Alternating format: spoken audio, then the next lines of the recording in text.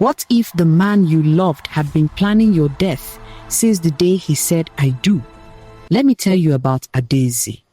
For 7 years, this woman did everything right. She woke up at 5 a.m., prepared breakfast for her husband Chike, bathed their 3 children, Kamsizina and baby Chidi, then rushed to Federal Medical Center Owerri, where she worked as a nurse.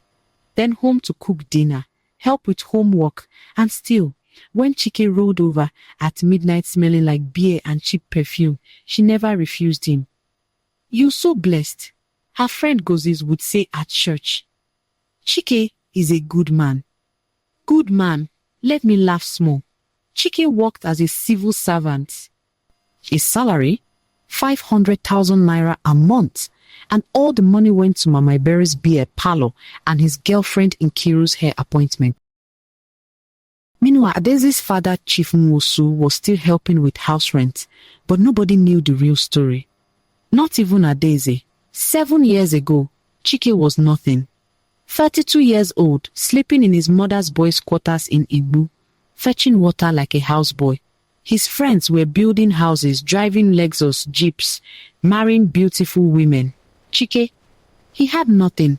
His mother, Mama Chike, would spit the words at him daily. "Your mates are men. You are still a boy." The shame was killing him. One day, his friend Emeka visited. Emeka used to be poorer than church rat, but now he drove a Toyota Camry and wore gold chains. "Guy, wetin you do?" Chike asked desperately. Emeka looked around, then whispered, "There's a dibia in Nabise. Very powerful. He fit change your life." 2 weeks later, Chike was deep in Mbise forest, sitting in a shrine that smelled like blood and something else, something that made his stomach turn. The dibia was ancient, yellow eyes, rotten teeth. He smiled at Chike. "I will send you a wife." The old man said, "Beautiful, from a rich family. They will set you up with money, connections, respect. You will become somebody." "What's the price?" Chike asked. The Dibia's smile widened. "The marriage must last exactly 7 years. On your 7th anniversary, you will kill her, poison her. When she dies, all her family wealth transfers to you spiritually. Everything. And if I refuse, then you die. And your mother, and your siblings, everyone in your bloodline." Chike thought about his mother's compound, about fetching water at 32, about being nobody. "I'll do it," he whispered. The dibia gave him black liquid in a calabash. "Drink." It tasted like death, but Chike swallowed every drop. 3 months later, he met Adeze at a church program. The moment he saw her, he knew. This was the wife the dibia sent. She was perfect, beautiful, kind, and her father owned half of Owerri. Chief Musu was reluctant at first. Chike had nothing. But Adeze loved him, and love won. They married. Chief Musu gave Chike 5 million naira, bought them a house, got him his civil service job. Overnight, Chike became somebody. But the clock was ticking. 7 years. Now their 7th anniversary was 2 weeks away. The dibia had given Chike special poison, slow acting, undetectable. Put it in her food for 2 weeks. She will feel sick, weak. On the anniversary night, give her the final dose. She will die, and everyone will think it's sudden illness. Chike started poisoning his wife's food. Week 1, Adeze was tired all the time. Week 2, she was vomiting, feverish. Chike took her to the hospital, playing concerned husband. Probably malaria. The doctor said it wasn't malaria. Anniversary night arrived. Chike sent the children to his mother's house. "Why can't we stay, Papa?" 6-year-old Kamsi asked. "Your mother and I made special time," Chike said, touching his son's head for what he thought might be the last time. When the children left, Chike cooked jollof rice, Adeze's favorite. He added the final dose, enough to stop her heart. Adeze was too weak to come to the table. Chike brought the food to their bedroom. "Happy anniversary, my love." He said, kissing her forehead. I'm sorry, I'm not well enough to celebrate, Adaeze whispered. Just eat. You need strength. She ate slowly.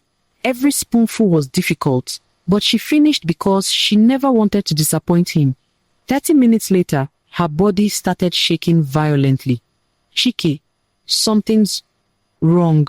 She fell off the bed, roar from her mouth. Her eyes rolled back, showing only white. Chike stood there, watching, counting. At 11:47 p.m., Adaeze stopped moving. He checked her pulse. Nothing. She was dead. Chike called his mother. It's finished. Mama Chike arrived with a different native doctor.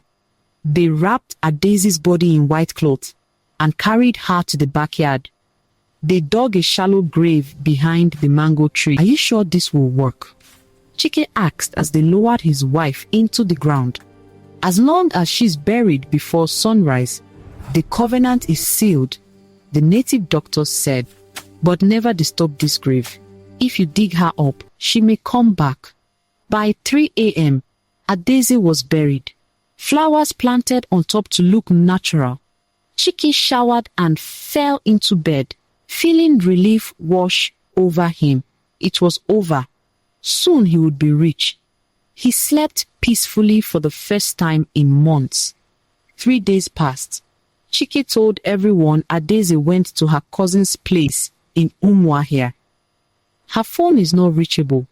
I am so worried. Chief Mosu was already planning a search party. Everything was going perfectly. On the 4th morning, Chike woke at 6 a.m. to a sound that made his heart stop. Someone was cooking in the kitchen. The children were still at his mother's. The house should be empty. Chike walked downstairs slowly, his heart pounding like a talking drum. The smell of frying plantain filled the air. He pushed open the kitchen door and froze. Adaeze was standing at the stove, humming softly, turning plantain in hot oil. She wore the same blue Ankara dress she died in. Now it was covered in dirt, wrinkled, stained. Her back was to him. Adaeze. His voice came out strangled. She turned around slowly. Her face was normal, smiling, alive. Good morning, darling, she said cheerfully. I'm making your favorite plantain and eggs. Chike screamed. You are dead, Chike screamed, his voice cracking. I killed you. We buried you. Adaeze's smile faded into confusion. She tilted her head like a confused puppy. Buried me, darling. What are you talking about? Are you feeling okay? You look very pale. No. Chike was backing away, hitting the wall. This isn't real. You died. You are in the ground. I watched it. He couldn't finish. He ran straight to the backyard.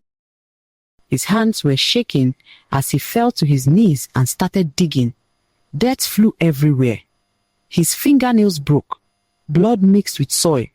He was sobbing, digging like a madman. Please be gone. Please be gone. Please. His fingers hit something soft. He pulled away the white cloth with trembling hands. Adaeze's body was inside. 3 days dead. Decomposing. The smell hit him like a slap, sweet and rotten at the same time. Her face was grey, sunken. Her eyes were hollow pits. The same blue Ankara dress, but the body inside was a corpse. Chike vomited into the grave. Chike, what are you doing out here? Her voice came from behind him. He turned slowly, terrified of what he'd Ziki. Adaeze stood in the doorway, perfectly alive, holding a plate of food. Breakfast is getting cold, darling.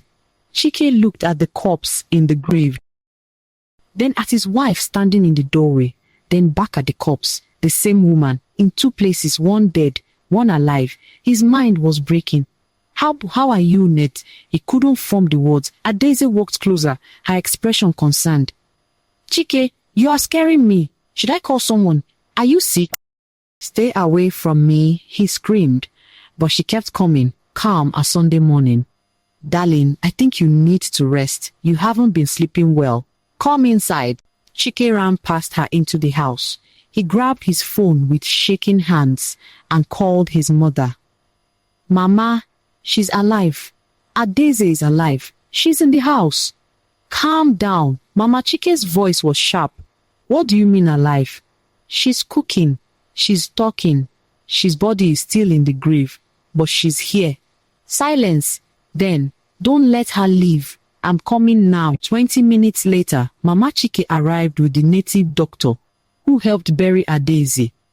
The man was called Okeke, thin like a stick, with tribal marks on his face. They found Adaeze in the living room, watching TV like nothing was wrong. Good morning, Mamaha, Adaeze greeted cheerfully. I didn't know you were coming. Let me prepare something. Sit down, Okeke commanded, his voice cold. Adaeze sat looking confused but obedient. Okeke threw cowries on the floor, burned incense, sprinkled holy water. Suddenly, Okeke's face went white. Completely white, like a thin thing that drained all his blood. What is it? Mama Chike demanded. This woman, Okeke's voice was shaking. She has Obanje protection, ancient covenants. She cannot die until her mission is complete. What mission? Chike whispered. Justice. Okeke was already gathering his things, hands trembling. Whoever tried to kill her, the killer is now bound to her spirit. She will not leave until justice is done. Can you break it? Mama Chike asked desperately. Okeke shook his head violently. This thing is older than my power, older than any Dibia in Igbo land. I cannot help you. You've awakened something. He stopped, looking at Adaeze, who sat calmly, still smiling. Then Okeke ran, literally ran out of the house, like something was chasing him. Mama Chike turned to her son. We'll find a stronger Dibia. We'll fix this. Don't worry. But then something happened that made both of them freeze. Adaeze was sitting quietly in the corner. Then she spoke. See, it wasn't her voice. It was Chike's voice coming out of her mouth. I need to kill her again. Maybe fire this time. Burn the body completely. If the body is destroyed, the spirits can't return. Chike felt ice water pour down his spine. Those were his exact thoughts. He didn't say them out loud. He only thought them. Adaeze turned to face him, still smiling. That sweet, gentle smile. Darling, why are you thinking about burning me? Mama Chike gasped. She can hear you. Every thought. Adaeze finished, her smile widening. Every plan. Every secret. I can hear it all now, Chike. Chike's blood turned to ice in his veins. From that moment, Chike's life became a living hell. Day one. Chike sat in the living room, thinking, I need to run away, leave Owerri, go to Abuja, start fresh somewhere she can't find me. Adaeze walked past with a broom, humming. Without looking at him, she said, You can't run from me, Chike.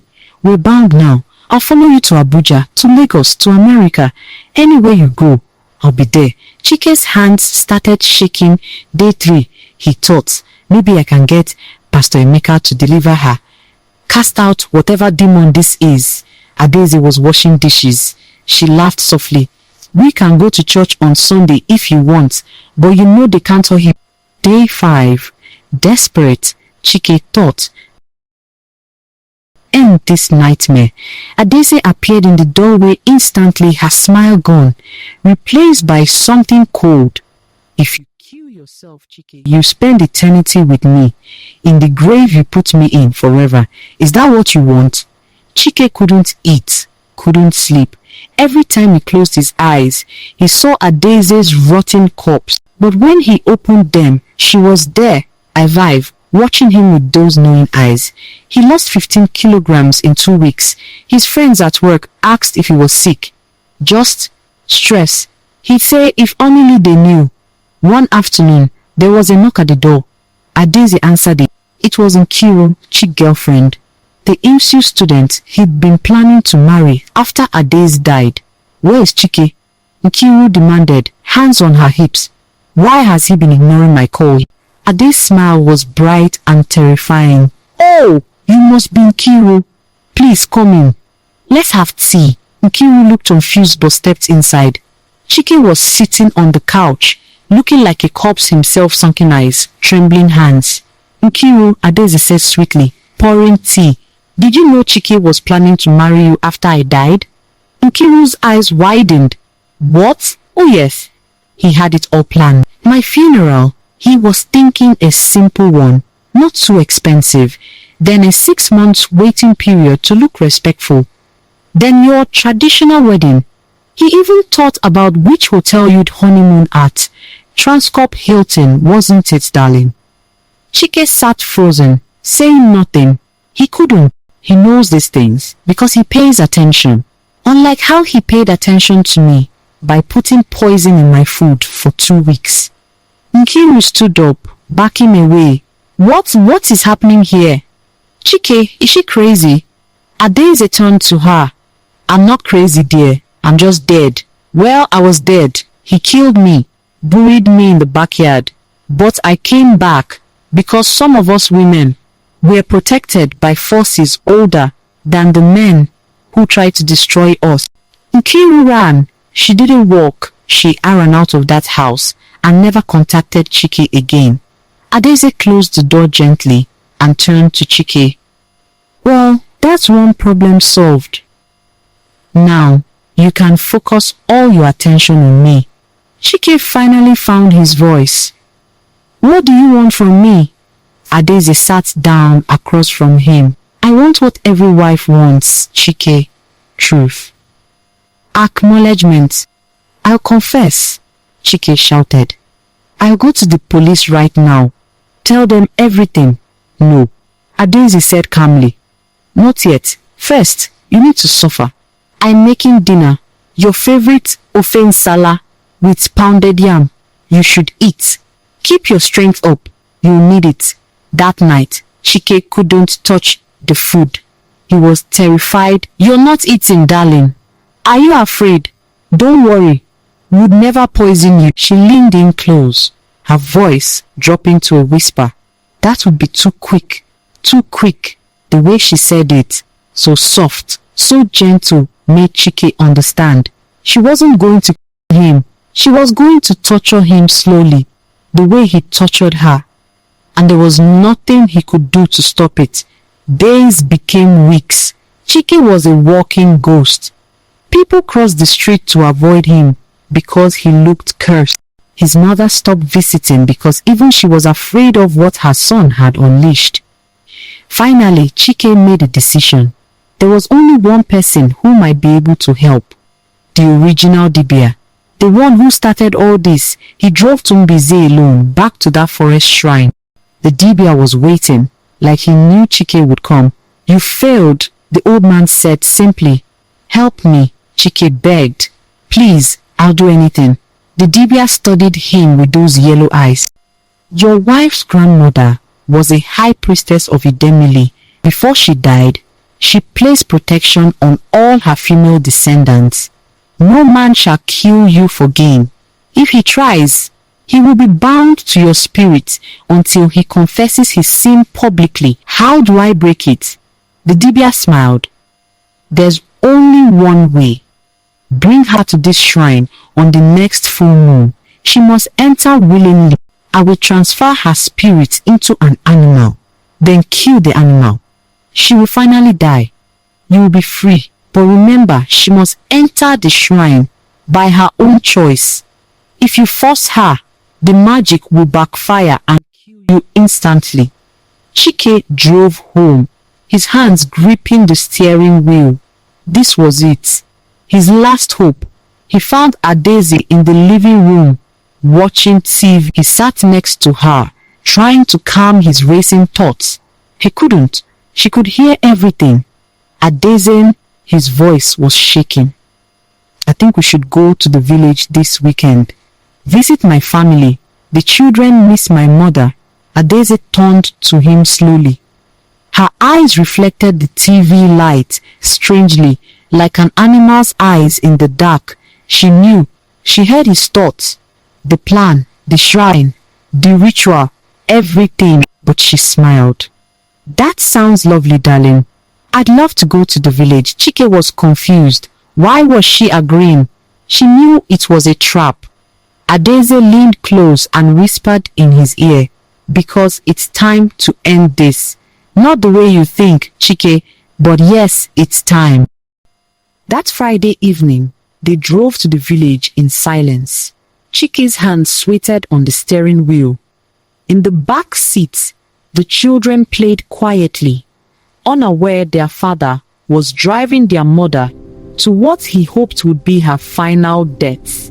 Adaeze sat calm in the passenger seat. She knew every thought racing through his mind. The shrine, the ritual, his desperate hope. At the village, Mama Chike waited, looking older and more nervous. "Take the children to Auntie Nkechi's house," she said quickly. "They don't need to see this."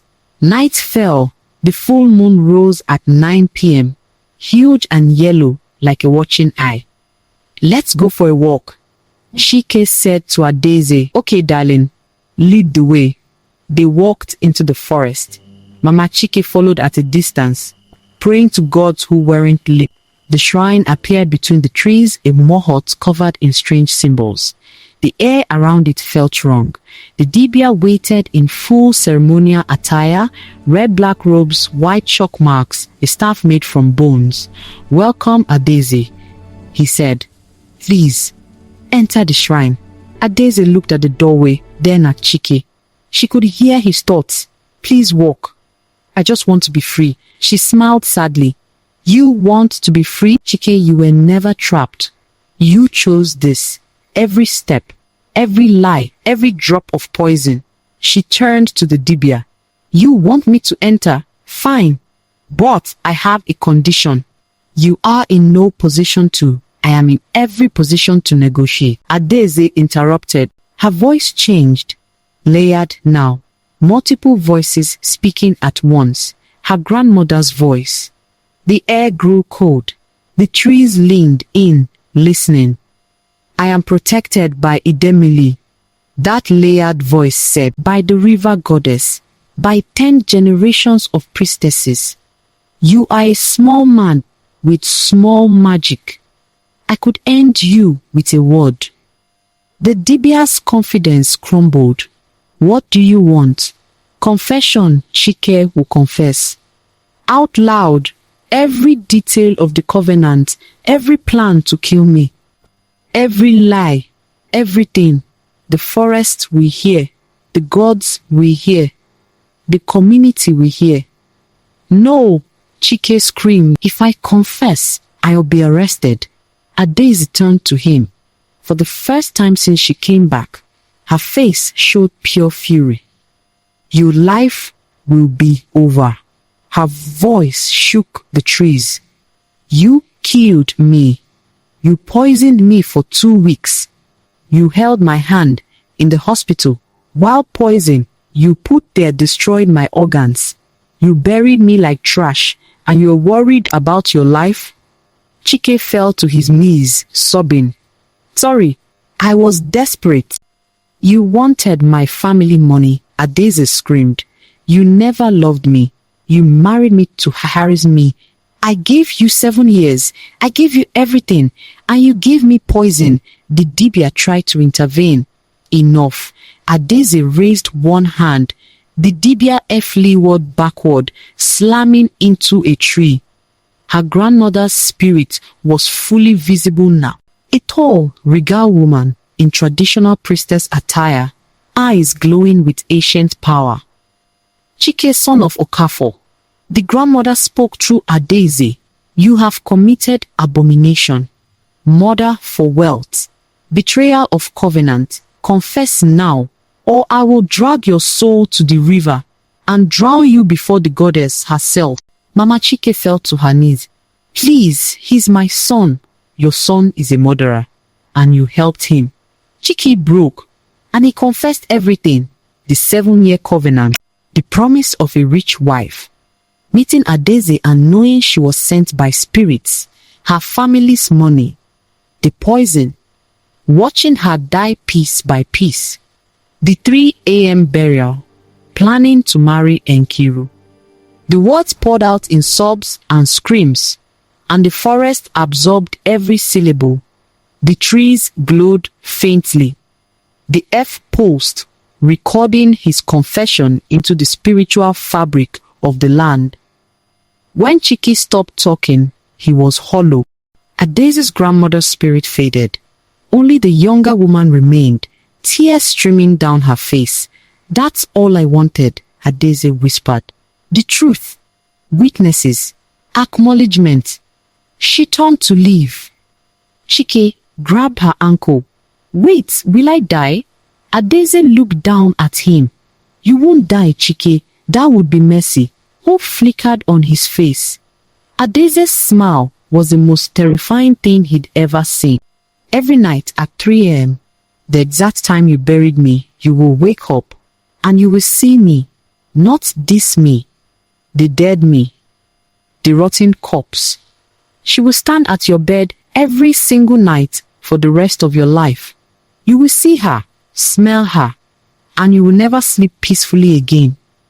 "No," Chike whimpered. By the time she reached the village, everyone knew. Chike tried to kill his wife for money. By evening, Chief Nwosu and his wife arrived with police. Chike didn't resist the handcuffs. "My daughter," Chief Nwosu's voice broke when he saw Adaize. "We thought you were dead." "I was, Papa, but Mama Ochie brought me back." At the police station, Adaize played a recording. Somehow, mysteriously, Chike's full confession had been captured. "How did you record this?" the police asked. Adaize smiled. "The gods work their ways." Chike was charged with attempted murder. This time, there was no bail.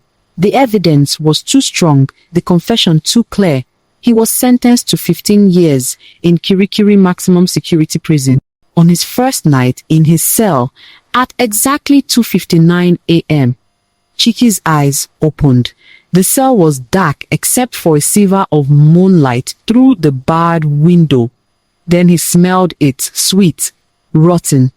At the foot of his prison bunk stood Adaize, not the living Adaize, the dead one, but those hollow eyes were looking at him. Chike screamed. His cellmate woke up cursing, but saw nothing. At 3:01 a.m., she vanished. Every single night for 15 years, she came, in that cell, in solitary confinement, in the prison hospital. Always at 3 a.m. Always staring. The other inmates called him the Screamer. Even the hardest criminals avoided him. Meanwhile, Adaize moved to Lagos with her 3 children. She divorced Chike, remarried a kind engineer named Tobenna, and blended their families, 5 children filling their lucky home with laughter. She worked as a nurse and counselor, helping women escape abusive marriages. "You're stronger than you think," she donned them yo. Sometimes, late at night, she felt her grandmother's presence, a warm hand on her shoulder.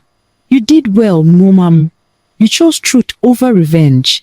And Adaize would whisper, "Thank you, Mama Ochie. Thank you for protecting me."